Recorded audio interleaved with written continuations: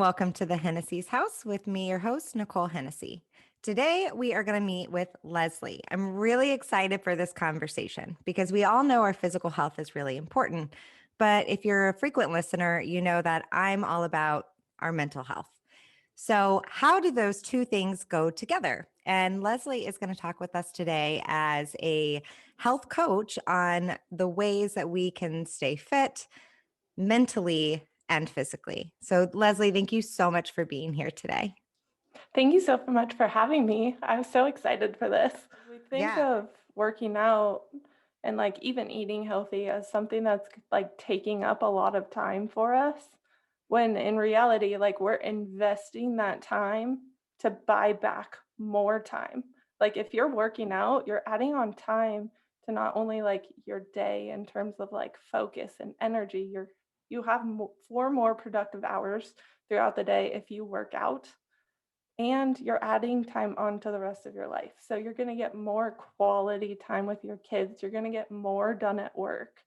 You're just investing that time in creating more returns in other places. We just Yeah. don't think of it like that because we're like, oh, I need to find 5 minutes to work out and 5 minutes to figure out how to cook this vegetable. And Hmm. it seems overwhelming when you think about it like that. Yeah. But if you're like, I just need to invest this time here to get paid back like 3 times more Hmm. later. Yeah. How many, like, if for moms out there that don't have a lot of time, and we're talking about like healthy foods and we're talking about working out, how many days a week do you think they should like try to schedule themselves periods of times to figure out? If they can schedule time in, I would say a minimum of 3 days.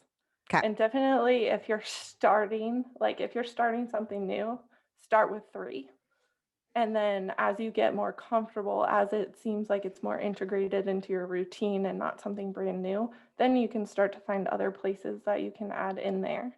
But even like we were just talking about, like finding 5 minutes here and there, that's going to take you really, really far, instead of being like, okay, I need to find a babysitter to get to the gym, to take my hour at the Hmm. gym, and then I need an hour afterwards to Yeah.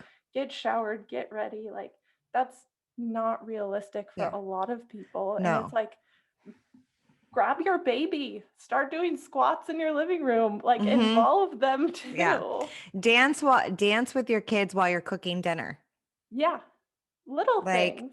we do that all the time, and I never think of it as like exercising because like I'm having fun. Like I like to listen to music when I'm cleaning up the kitchen or when I'm cooking dinner, right? Because it makes me not hate the chore that I'm doing because I love music.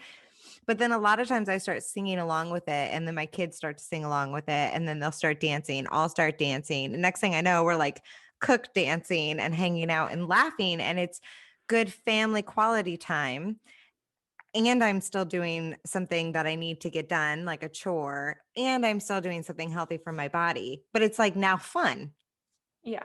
Yeah. you know? So there's so many ways. Like I feel like one of the big problems in life that we have as women is we're always like comparing ourselves, right? We talked about that earlier. And like Hmm. we're looking on Pinterest and we're looking online and trying to find the answers to work at like exercises I can do with a newborn, exercises I can do for this. And the bottom line is like, from what I'm hearing, is like if you're just getting started and you're having trouble finding motivation, is just start by moving. Whatever's Yeah. fun, like Hmm. dance, go for a walk with your best friend around the neighborhood, whatever it is, just do something that's fun for you to do that gets you Yeah. moving. Everybody likes something different, and we kind of try and fit ourselves into a certain area.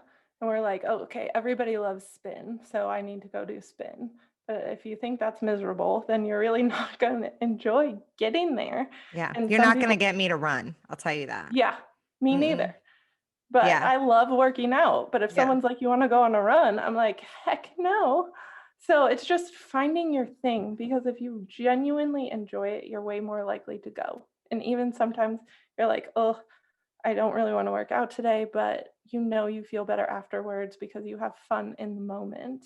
Yeah. And that that's the most significant thing that you can do for yourself, is like find something that you enjoy, and Mhm. don't expect yourself to fit into all of these little boxes that you think you need to be in to be skinny or be fit. Like there's so many different ways to get to that one point. First thing is find something you like, stick with that, and then you Yeah. can start adding in things here and there. Right. And Once you start every building that energy, right? Then you're going to yeah. be more inclined to be like, okay, you know what? I want to have stronger arms. So I'm going to buy a set Mhm. of weights and I'm going to start doing an arm workout. But that doesn't mean you didn't start by playing Just Dance with your kids every afternoon, cuz Yeah. like that's a good starting place, right? Yeah. Whatever it is. I want to go back to the why because I am a big visual person. So for me, um I don't know if all of my listeners are, but if you resonate with me, you probably are. So for me, I need to know why I'm doing something. So Mhm. this isn't like about like I need to lose weight so I'm going to exercise. This is about I want to feel better, right? Yeah. I don't want to feel so anxious all the time. I don't want to feel depressed. And that's why I'm exercising.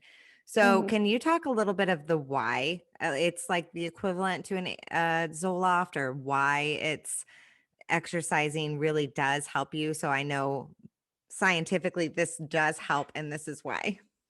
Yeah. So when you work out, you're releasing more dopamine, serotonin, and norepinephrine. So those are like your happy hormones, your feel good hormones. They also help you focus.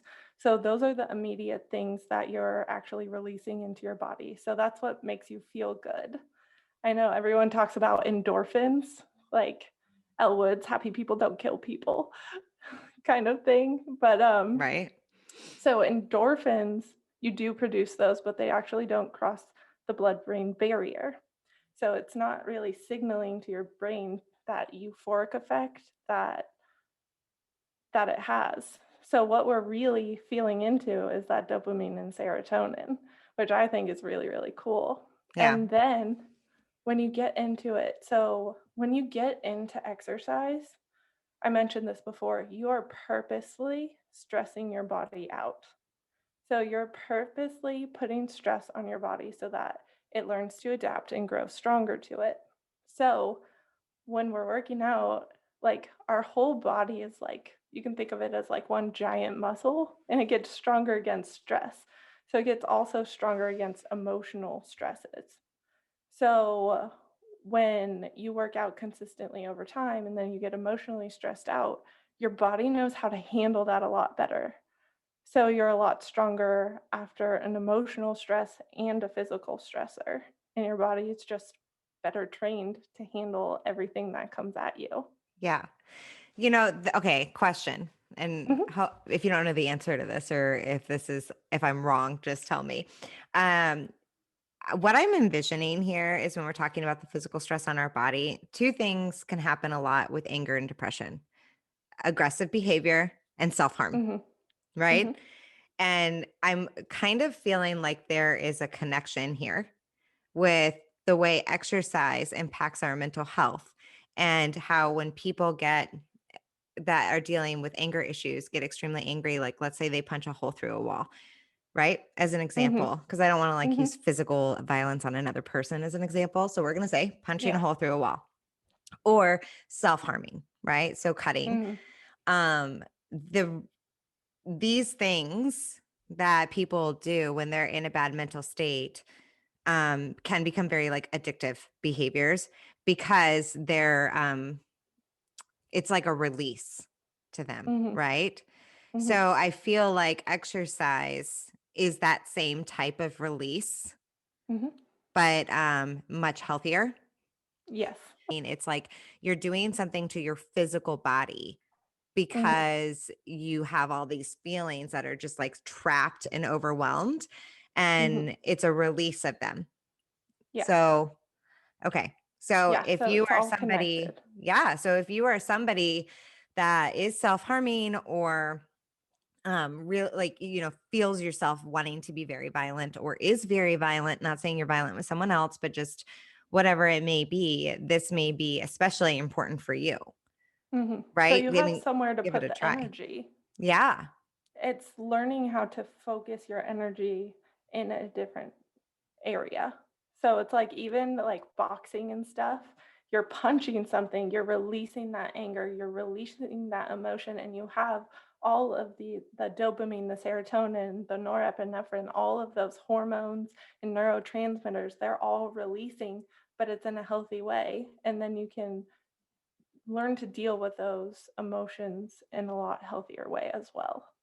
Yeah. With how you said you acknowledged your anxiety, like how you feel it in your GI. Like Yeah. things that you eat can actually aggravate your anxiety. Like you can eat something and trigger anxiety. It can work both ways. Your thoughts can trigger your GI to go crazy, or you can eat something bad and it can cause Really? your brain to be like, something's not right. Because, like at the most basic level, like you eat something crappy, you feel kind of crappy. Yeah. So Oh, you for sure. eat Like if I'm in a something. hurry and I get like windies while I'm running errands, I'm like, ooh, that didn't go well. You Yeah. know? And that's signaling your brain to be like, okay, something's not right in here. So we're not going to feel quite right. And that can trigger anxiety, stress, depression. All of those things are Mm. all linked together. Like, and like, okay, I'm super stressed out. Maybe we'll leave ice cream for like 2 days, Yeah. or I'll get dairy free ice cream tonight, something Yeah. like that. Oh my You gosh. always have options. And how many of us get have a bad day or feel really down and sad, and our first response is to eat bad? Hmm. Like, I mean, who doesn't love the idea? I mean, this is like something you would see in TV shows. Like, who doesn't want to sit down with a pint of ice cream and cry when they're feeling upset, Yeah, right? exactly. So, yeah, don't do that, I guess. It's so hard. It's so hard not to do that too. Well, in the moment, like you're looking for that comfort, and like comfort foods are a real thing. And it's because it provides you with that feeling of comfort, or it's bringing you back to a moment where you felt safe, and it's nostalgic in a sense. Like my food is lasagna because it'll bring me back into a time where like I felt safe, I was around people that I loved, all of these things. So it's that food is relating to those emotions. So when we have those, that's what we're looking for. But it doesn't make you feel great like 30 minutes afterwards, and even for like up to 2 days afterwards. But it has been studied, and it does show that like eating good foods will have the same response. It's just not giving in to those emotional triggers, Mhm. which gives you a reward response. Like you're triggering that dopamine. So in that moment, that's what we're looking for. But Yeah. if you can retrain that reward cycle, it's going to take you really far. It's just the uphill battle getting there.